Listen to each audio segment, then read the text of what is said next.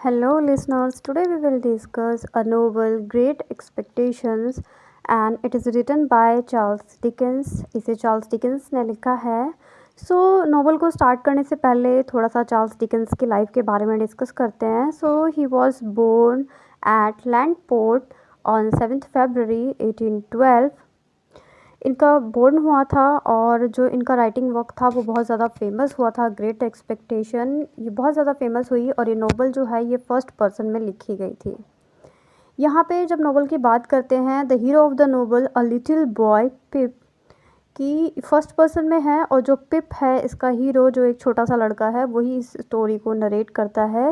He himself says about his the name in the beginning of the novel because जो पिप है वो इसका real name नहीं होता है। अब कोट एंड कोट लाइन्स हैं पिप के according.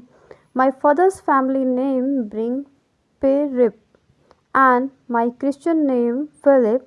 My infant tongue could make of both names nothing longer or more explicit than Pip.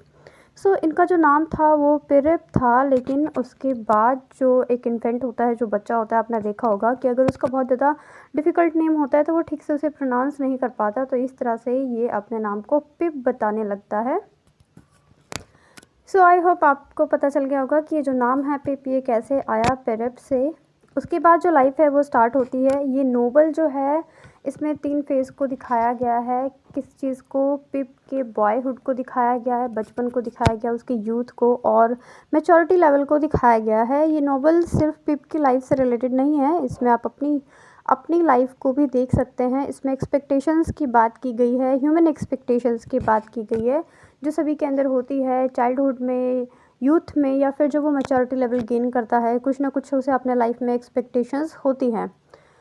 इसके ऊपर इसी नोवेल पे एक मूवी बनी है, फितूर मूवी। अगर आप चाहें तो आप उसे देख सकते हैं। इसकी जो सेटिंग है वो लंदन में रखी गई है। नोवेल को स्टार्ट करते हैं, जो पिप है वही स्टार्ट करता है, और जब बचपन में पिप होता है तो उसके जो पेरेंट्स हैं वो एक्सपायर हो जाते हैं। पेरेंट्स के एक्सपायर होने के बाद वो अपनी बहन और जीजा के साथ रहने लग जाता है उनके गांव पे।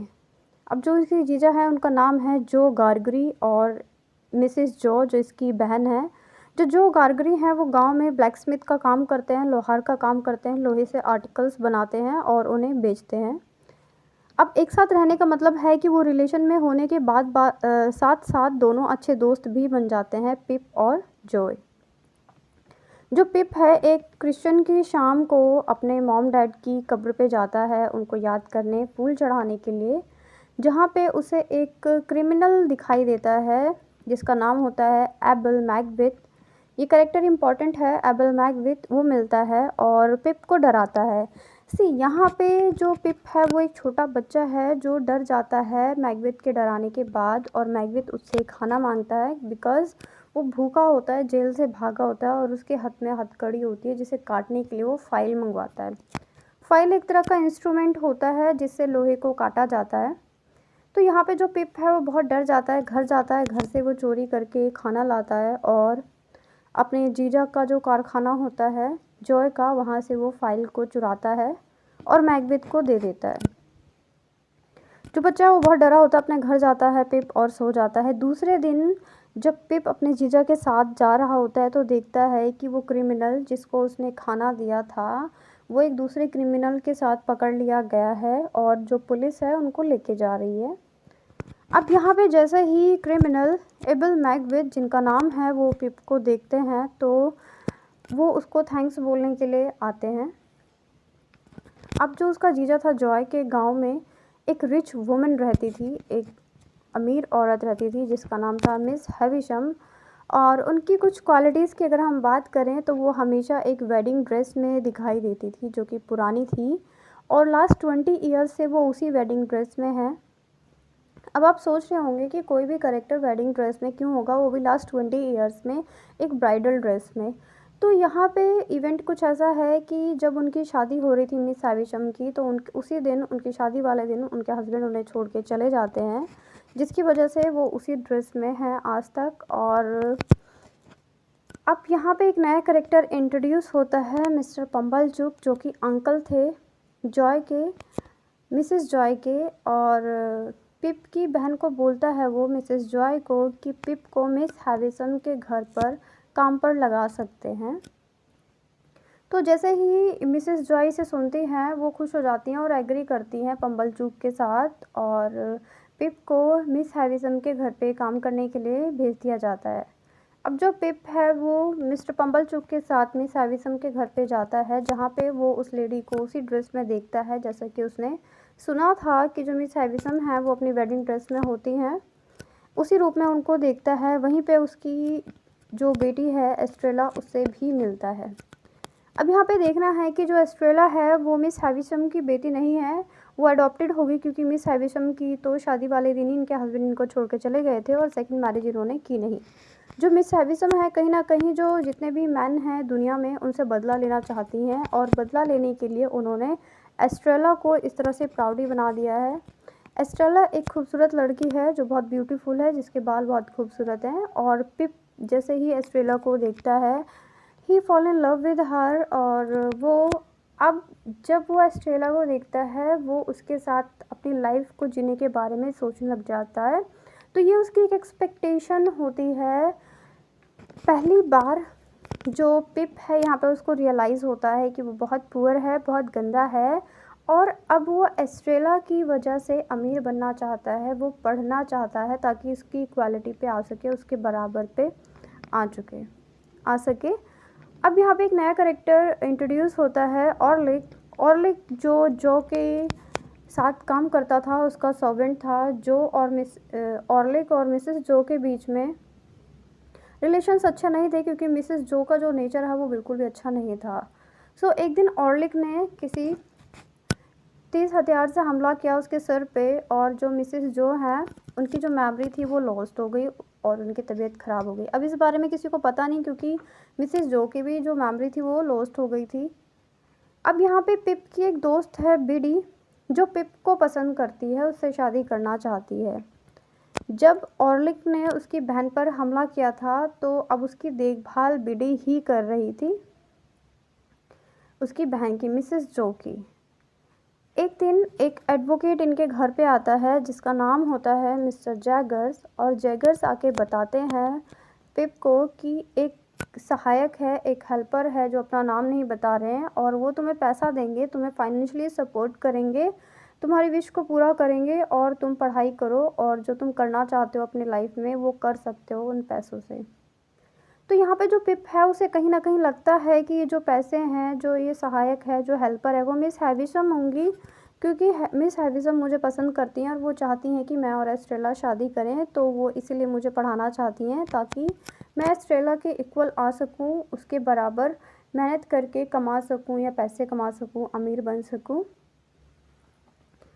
अब जो यहाँ पे पिप है वो लंदन जाने के लिए तैयार हो जाता है, क्योंकि वो पढ़ना तो चाहता ही था जब वो एस्ट्रेला से मिला था तो।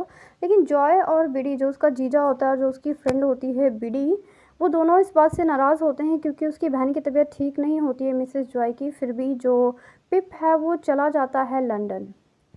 अब कहानी लंदन की तरफ बढ़ती है, तो यहाँ पे ह्यूबर्ट पॉकेट एक इंसान होता है जिससे कि मिस्टर जैगर उसको मिलवाता है, जिसके साथ वो रहने लग जाता है पिप। बाद में जब आपने देखा कि पिप को पैसे मिलने लग जाते हैं, हालांकि उसे पता नहीं होता है कि जो फाइनेंशियली सपोर्ट उसे किया जा रहा है या पैसे उसकी इच्छाओं को, उसकी डिज़ायर्स को फुलफ़िल किया जा रहा है, वो कौन कर रहा है। लेकिन इसके बाद भी वो अपने पैसे बहुत ज़्यादा खर्च करने लग जाता है फालतू की चीज़ों पे, वो अपने शौक़ ज़्यादा पूरे करने लग जाता है और कर्ज में डूब जाता है। इसी बीच जो मिस्टर जॉय हैं, जो उसके जीजा थे, वो उससे मिलने के लिए आते हैं, लेकिन उन्हें देखकर जो पिप है वो अच्छा बर्ताव नहीं करता है। आपने देखा होगा कभी कभी जब किसी का स्टेटस बहुत ज़्यादा बढ़ जाता है एकदम से, तो वो अपने साथ जो कुछ साल पहले उसके दोस्त से जो दोस्त रहे होंगे, जो कि अब लो कैटेगरी में आते हैं फाइनेंशियली, वो उनके साथ नॉर्मल बिहेव नहीं कर पाते। पिप उन्हीं इंसानों में से एक था। वो जो के साथ अच्छा बिहेव नहीं करता और जो फिर वापस अपने घर चला जाता है। कुछ दिनों बाद पिप की बहन मिसेस जो की डेथ हो जाती है। उनकी डेथ पर पिप आता है, लेकिन उसके पास कोई फीलिंग्स नहीं होती, ना तो उसके जीजा जॉय के लिए और ना ही बिडी से रिलेटेड, और वो वापस चला जाता है लंदन। अब लंदन में उसे फिर से वो क्रिमिनल मैकबेथ, आपको याद होगा स्टार्टिंग में आया था एबल मैकबेथ जो जिसने बचपन में उससे खाना मंगवाया था, वो उससे मिलने आता है और बताता है कि उसने खाने के बदले उसकी पढ़ाई कर कर वो जो उसने उसके लिए किया था, पिप ने उसको खाना दिया था तो मैकबेथ ने उसको पढ़ाई कराकर चीज़ें बराबर कर दी हैं। ये सुनकर जो पिप है वो बहुत सरप्राइज़ होता है क्योंकि अब तक उसे लग रहा होता है कि जो उसका फाइनेंशियली जो खर्चा है, जो उसकी पढ़ाई का खर्चा है, वो मिस हैविसम उठा रही हैं, लेकिन ऐसा नहीं था। इसके बाद जो पिप है वो मिस हैविसम के पास जाता है और उनसे पूछता है तो वो एग्री करती हैं कि उन्होंने कोई भी फाइनेंशियली सपोर्ट नहीं किया है। और इसी बीच जब वो जाता है तो उसे पता चलता है कि जो एस्ट्रेला है उसकी शादी हो गई है एक अमीर इंसान के साथ। मिस हैविसम यहाँ पे माफ़ी मांगती हैं क्योंकि जो पिप था उसकी बहुत ज़्यादा एक्सपेक्टेशंस होती हैं मिस हैविसम को लेके और उसे लगता है कि ये सारा जो पैसा है वो हैविसम ही दे रही हैं ताकि पिप पढ़ के एस्ट्रेला की इक्वल हो जाए। लेकिन यहाँ पे तो स्टोरी चेंज हो गई है, यहाँ पे एस्ट्रेला की शादी किसी और से करा दी गई है। यहाँ पे मिस हैविसम माफ़ी मांगती हैं पिप से और कहानी आगे बढ़ती है। अब मिस हैविसम बताती हैं कि जो एस्ट्रेला है वो उनकी बेटी नहीं है, उन्होंने अडॉप्ट किया था और उन्हें मिस्टर जैगर ने वो लड़की ला के दी थी जब वो बहुत छोटी थी, एस्ट्रेला। अब जो पिप है वो बहुत क्यूरियस होता है जानने के लिए कि आखिर ये लड़की है कौन, तो मिस्टर जैगर के पास जाता है। मिस्टर जैगर वही एडवोकेट हैं जिनको मैकबेथ ने पैसे दिए थे पिप के लिए कि वो बताएगा नहीं कि वो कौन है और वो उसकी हेल्प करेगा। एडवोकेट से पिप पूछता है तो वो बताता है कि जो एस्ट्रेला है वो एक मेड मोली की बेटी है और इसका हस्बैंड कौन है आप गेस कर सकते हैं, इसका हस्बैंड मैकबेथ है। तो यहाँ पे पिप को खुशी मिलती है कि चलो, फिर वो जाता है जेल में मैकबेथ को बताने के लिए कि तुम्हारी जो फैमिली थी वो पूरी तरह से डिस्ट्रॉय नहीं हुई थी, तुम्हारी बेटी ज़िंदा है, उसका नाम एस्ट्रेला है और उसकी शादी हो गई है। इस तरह से यहाँ पे कहानी चलती है और पिप के खर्चों की वजह से वो कर्ज में डूब चुका होता है। तभी उसका जीजा जॉय आता है और उसके जो खर्च होते हैं, जो उसने कर्ज लिया होता है, उधार लिया होता है, उनको चुकाता है वो और इसको पिप को लेकर घर जाता है। यहाँ पे जो पिप है वो दोबारा से जॉय की तरफ देखता है और समझ जाता है कि उसने कितना गलत किया था जब जॉय उससे मिलने के लिए आया था। पिप रास्ते में सोच रहा होता है कि वो बिडी से शादी कर लेगा जाने के बाद, क्योंकि बिडी उससे प्यार करती थी और उससे शादी करना चाहती थी। लेकिन जब वो यहाँ से जाता है तो उसको पता चलता है कि बिडी और जॉय शादी कर चुके हैं। एक बार फिर से पिप की एक्सपेक्टेशंस टूट चुकी होती हैं जो उसने बिडी से शादी करने के लिए सोचा था। अब वो दोबारा से अब्रॉड चला जाता है और 11 इयर्स के बाद वापस आता है। जब वो वापस आता है तो वो एक बिजनेसमैन बन जाता है और उसकी जो अर्निंग है वो काफ़ी बढ़ जाती है। तो वो देखता है, उसको एस्ट्रेला जैसी एक लड़की दिखाई देती है और एस्ट्रेला भी दिखाई देती है जो कि उसकी उम्र की हो चुकी है। उसका हस्बैंड जो कि घोड़े से गिरकर मर गया था। उसके बाद पिप और एस्ट्रेला दोनों को गार्डन में एक साथ चलते हुए देखा गया नोवेल के अंदर कि पिप और एस्ट्रेला दोनों एक साथ चल रहे हैं। यहाँ पे कहीं ना कहीं जो एस्ट्रेला है वो पिप से आने के बाद पूछती है कि क्या तुम अभी भी मुझसे प्यार करते हो, मेरे साथ शादी करना चाहते हो। तो ये इंडिकेट करता है कि कभी कभी जो एटीट्यूड होता है उसकी वजह से हम कुछ सही चीज़ों को छोड़ देते हैं, जैसे कि एस्ट्रेला ने वेल्थ के लिए पिप को छोड़ दिया था। पिप उसे पुअर लगता था, गरीब लगता था, पढ़ा लिखा नहीं लगता था, लेकिन बाद में वो उसी पिप से शादी करने की बात करती है। तो लास्ट की जो एक इमेज आती है उसमें दिखाई देता है कि दोनों गार्डन में घूम रहे हैं और इस तरह से ये जो स्टोरी है ये एंड हो जाती है, हैप्पी एंडिंग होती है क्योंकि लास्ट में दोनों एक साथ हो जाते हैं। आई होप फ्रेंड्स ये स्टोरी, ये नोवेल आपको पसंद आया होगा। If you like the video, please like, share and subscribe us. Be with us. Good bye and take care friends.